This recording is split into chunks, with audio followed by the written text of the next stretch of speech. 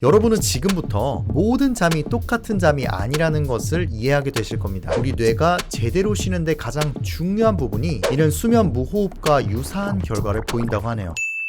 오늘은 먼저 한 실험을 소개해드리겠습니다. 참가자들은 취침 직전, 3시간 전, 6시간 전에 각각 카페인을 마시고 아래 항목을 체크했습니다. 취침 6시간 전 카페인 섭취군과 정상 그룹만 비교해보겠습니다. 결과는 생각보다 놀라웠는데요. 잠에 드는 데 걸리는 평균 시간은 20분이지만 6시간 전 커피를 마신 군에서는 45분에서 최대 90분까지 늦어졌습니다. 그러니까 침대에서 1시간 반 동안 잠이 안 왔다는 거죠. 한편 총 수면 시간은 정상 평균 7시간 30분에서 6시간 50분으로 짧아졌고요. 수면 효율은 91%에서 70%까지 떨어졌습니다. 왜 이런 일이 벌어진 걸까요? 우리 몸에 아데노신이라는 물질이 쌓이면 피곤함을 느끼게 됩니다. 하지만 카페인은 아데노신이 몸에 쌓이는 것을 방해합니다. 그래서 피로함을 느끼지 못하게 하는 거죠. 얼핏 들으면 좋아 보일 수 있지만 여기에는 맹점이 하나 있습니다. 몸은 죽을 맛인데 피곤함만 느끼지 못하게 한다는 거죠. 결국 우리 몸은 무리하게 되고 계속 쌓이면 다양한 질병으로도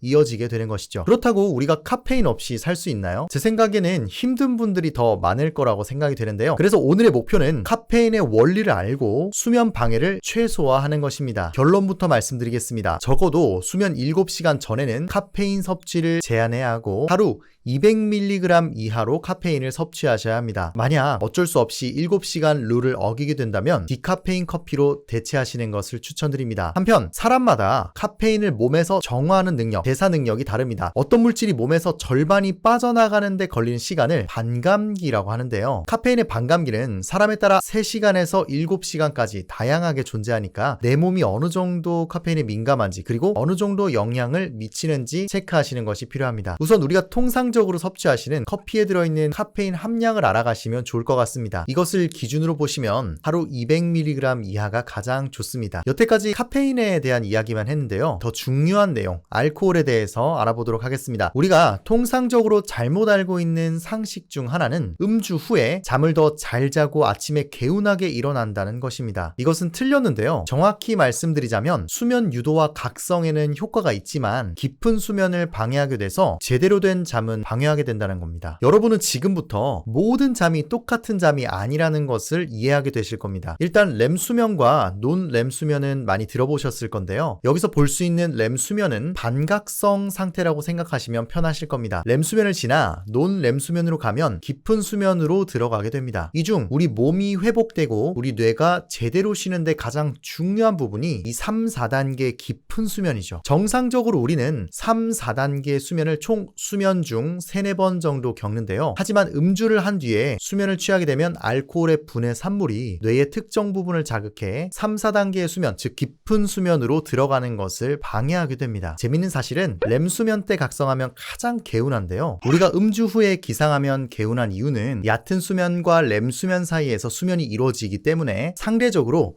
개운함을 느끼며 일어나게 된다는 것입니다. 물론 몸은 피곤한데 말이죠. 만약 어쩔 수 없이 음주를 할 수밖에 없다면 다음 2가지를 기억하시면 좋습니다. 정말 어쩔 수 없는 경우 와인 1잔 또는 소주 1잔 정도, 수면 4시간 전에 마시는 정도는 수면에 중대한 영향은 미치지 않으며 적어도 잠자리에 들기 2시간 전에는 음주를 하지 않는 것이 좋습니다. 하지만 여러분들 중대한 영향이 없다는 거지 영향은 있습니다. 이 부분 꼭 짚고 가시면 좋을 것 같네요. 그리고 마지막으로 수면 전 흡연하시는 분들 있잖아요. 꼭 수면 1시간 전부터는 흡연을 피하시는 것이 좋습니다. 간접 흡연 또한 해당됩니다. 니코틴 성분이 우리 몸으로 들어가면 체내의 도파민 방출을 촉진합니다. 이게 무슨 말이냐면요. 도파민은 각성 신호로 작용합니다. 우리 예전에 배웠었던 빛과 마찬가지라고 생각하시면 됩니다. 한편 체내 일산화탄소 농도가 증가하고 혈액의 산소 운반 능력을 저하시킵니다. 쉽게 말해 수면 시 저산소증에 빠질 수 있는데요. 이는 수면 무호흡과 유사한 결과를 보인다고 하네요. 완전히 금연을 하는 것이 수면을 위한 최선의 방법이지만 만약 당장 힘드시다면 숙면을 위해 적어도 1시간 전에는 흡연 또는 간접 흡연에서 멀어지시기 바랍니다. 오늘은 카페인, 알코올, 니코틴과 수면에 대해 간단히 알아봤습니다. 여러분들이 숙면을 취하시는 그날까지 모야기 함께 하겠습니다. 감사합니다.